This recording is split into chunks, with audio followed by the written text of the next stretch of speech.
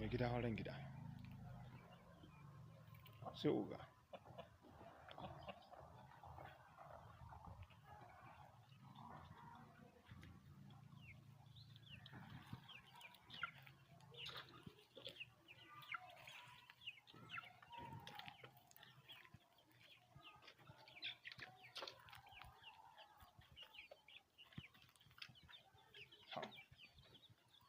Na sarakan waɗannan ya rigima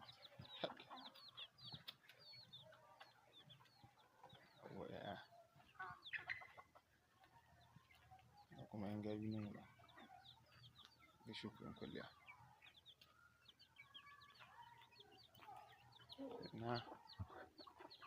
na samarin nan bakin zuwa ga kuma mai jogu ga masu jogu nan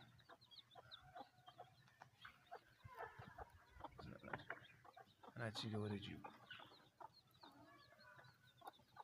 na raba lahiya a mai ciki sun ta shiga da kwanci na kuma mai jogu nan wurin to Allah raba lahiya.